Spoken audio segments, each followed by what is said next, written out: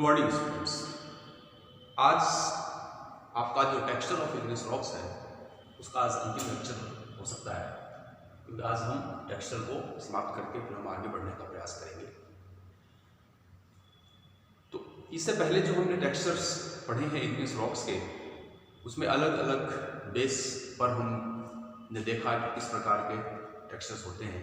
तो आज एक अंतिम बेस, एक अंतिम आधार जिसके आधार पर आप खनिजों के आग्नेय शैलों के गठन को देखेंगे, वो बेस या वो आधार है म्यूचुअल रिलेशनशिप, यानी on the basis of mutual relationship of grains, on the basis of mutual relationship of grains, यानी चट्टानों के जो कण हैं, उन कणों के जो म्यूचुअल रिलेशनशिप, आपसी जो संबंध है, सह संबंध है, उसके आधार पर आग्नेय शैलों के गठन।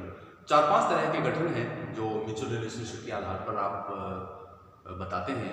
उनमें से सबसे पहला है इक्विग्रेनुलर, फिर है इनइक्विग्रेनुलर, तीसरा है डायरेक्टिव टेक्सचर, चौथा है इंटरग्रोथ टेक्सचर, पांचवा है intergranular texture. Equigranular, inequigranular, directive, intergrowth and intergranular. Equigranular means समान कणिक, समान कणिक यानी कण एक समान हो। इनइक्विग्रेनुलर यानी असमान कणिक, यानी जो कण है, जो ग्रेन्स है, वो एक समान ना हो, वो हो गए इनइक्विग्रेनुलर।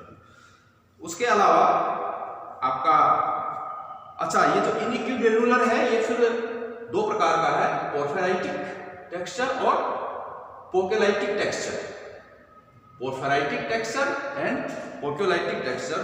पोरफेराइटिक को आप कहते हैं दीर्घ क्रिस्टलीय अंतर्वेशी, दीर्घ क्रिस्टल यानी कि बड़े क्रिस्टल हो, और पोकेलाइटिक मतलब लघु क्रिस्टल अंतर्वेदी, यानी इनके छोटे क्रिस्टल हो। और फिर पोरफेराइटिक को आप जो दीर्घ क्रिस्टल है उनको फिर आप दो प्रकार से बांटते हैं, मेगा पोरफेराइटिक और माइक्रो पोरफेराइटिक, सूक्ष्म और स्थूल पोरफेराइटिक के हिसाब से आप इनको बांटकर आप इनको देखेंगे।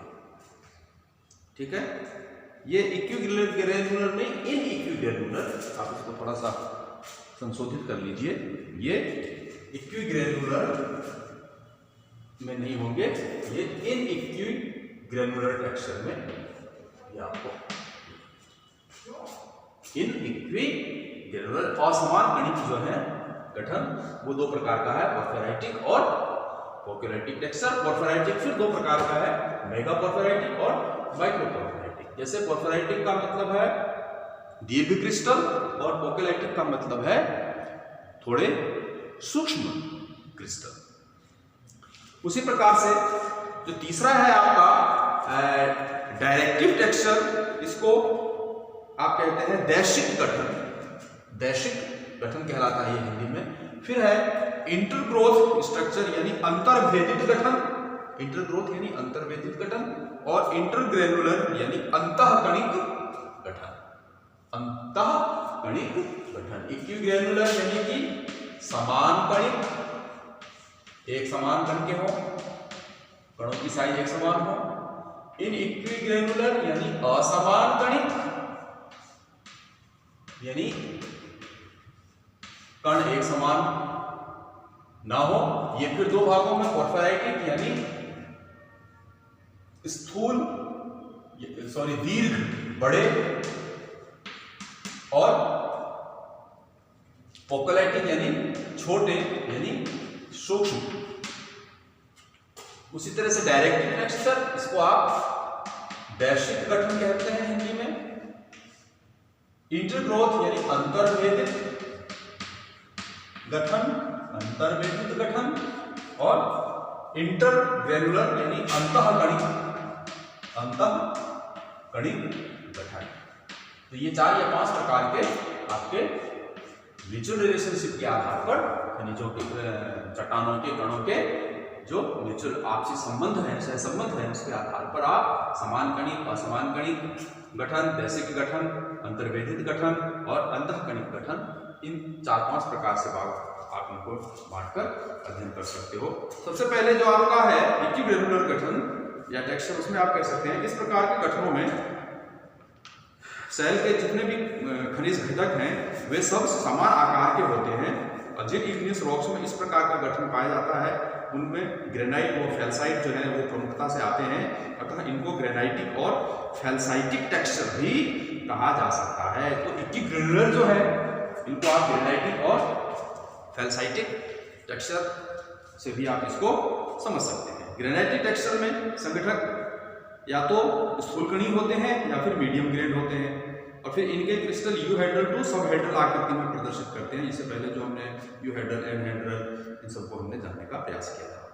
उसी तरह से जब इन इक्विग्रेनुलर टेक्सचर की हम बात करेंगे असमकणक कणिक गठन की, तो जब किसी इग्नियस रॉक्स के घटक खनिजों के आकार में विभिन्नता पाई जाती हो और विभिन्नता इतनी ज्यादा हो कि वो उसको हमें माइक्रोस्कोप से उसको ऑब्जर्व करना पड़े, सूक्ष्मदर्शियों से हमें उसे देखना पड़े, तो वो असमकणिक गठन कहलाती हैं। मुख्य रूप से ये 2 प्रकार की होती हैं, जैसा कि अभी आपने देख रहे हैं आप, पोर्फिराइटिक और एक्वलाइटिक।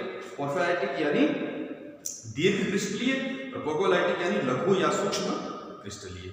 तो पोर्फिराइटिक टेक्सचर में लार्ज साइज जो क्रिस्टल है, उन लार्ज साइज क्रिस्टल को आप फेनोक्रिस्ट कहते हैं, फेनोक्रिस्ट कहलाते हैं। जो लार्ज साइज जो क्रिस्टल है वे फेनोक्रिस्ट कहलाते हैं, और फेनोक्रिस्ट की साइज के आधार पर पोर्फिराइटिक के लिए आप 2 प्रकार के वर्ड यूज करते हैं, मेगा पोर्फिराइटिक और माइक्रो पोर्फिराइटिक।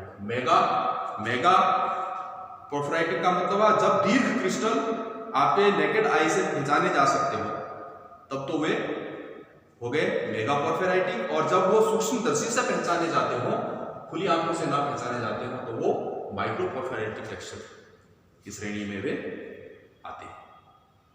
तो इस प्रकार आप पोर्फिराइटिक को 2 प्रकार से बांट सकते हैं। इसी का इक्विग्रेनुलर टेक्सचर का जो दूसरा भाग है पोर्फिराइटिक टेक्सचर, यानी इसको लघु क्रिस्टल अंतर्वेशी गठन भी कहते हैं। तो लार्ज साइज क्रिस्टल के साथ ही फाइन ग्रेन क्रिस्टल्स की उपस्थिति इनका मुख्य लक्षण है। दूसरे शब्दों में पोर्फिराइटिक के जस्ट अपोजिट होता है।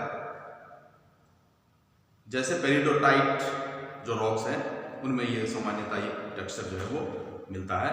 ऑफिटिक टेक्सचर एक ऐसे विशेष प्रकार का पोर्फिराइटिक टेक्सचर होता है जिसमें प्लेजियोकिस फेल्सपार के अनेक जो पतली पट्टियां हैं वे पाई जाती हैं। तो आप इसको ऑफिटिक स्ट्रक्चर भी इसको आप कह सकते हैं।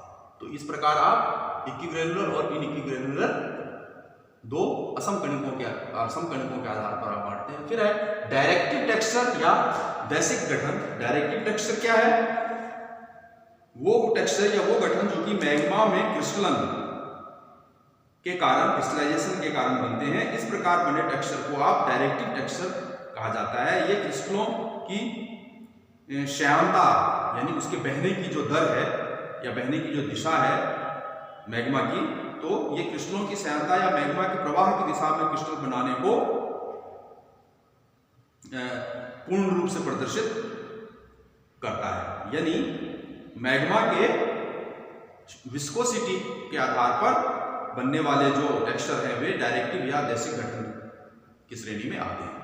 उसी प्रकार से चौथा है आपका इंटरग्रोथ टेक्सचर या अंतर्वेदित गठन। इसमें आप कह सकते हैं इग्नियस रॉक्स के फॉर्मेशन के दौरान कभी कभी 2 या अधिक मिनरल्स एक लिमिटेड स्पेस में एक साथ क्रिस्टलित हो जाते हैं, जिससे निर्मित क्रिस्टल मिश्रित या अंतर्वेदित हो जाते हैं। जब एक साथ 2 या 2 से अधिक क्रिस्टल बन जाते हो तो वह इंटरग्रोथ या अंतर्वेदित क्रिस्टल कहलाते हैं। उसी तरह से इंटरग्रेनुलर स्ट्रक्चर या अंतःकणिक, इसमें आप कह सकते हैं कि कुछ निर्धारित इग्नियस रॉक्स अर्लियर स्टेज में फॉर्म हो जाती हैं, तो इस प्रकार से विन्यासित हो जाती हैं कि उनके बीच पॉलीगोनल या ट्राइगोनल स्पेस रह जाता है। ये स्पेस जो है वो क्रिस्टल अथवा अदर मिनरल्स के ग्लासी मासेस के द्वारा रॉक फॉर्मेशन प्रोसेस के दौरान परिवर्तित रूप से ये भर जाते हैं। इस प्रकार के प्रोड्यूस टेक्सचर इंटरग्रेनुलर टेक्सचर कहलाते हैं। यानी यदि ग्रेन्स के बीच में गैप रह जाता हो और फिर वो फिलअप होता हो तो उससे बनने वाले जो टेक्सचर है वो इंटरग्रेनुलर या अंतःकणिक गठन ये कहलाते हैं। तो इस तरह से आप म्यूचुअल रिलेशनशिप के आधार पर खनिजों को इन आग्नेय शैलों को के गठन को आप व्यक्त कर सकते हैं, जिसमें इक्विग्रेनुलर, इनइक्विग्रेनुलर, डायरेक्टिव टेक्सचर, इंटरग्रोव टेक्सचर और इंटरग्रेनुलर टेक्सचर इन भागों में आप डिवाइड कर सकते हैं। तो बच्चों, इस प्रकार से आपका ये जो सेक्शन का जो टेक्सचर ऑफ इग्नियस रॉक्स है ये करीब करीब आज संपन्न हुआ।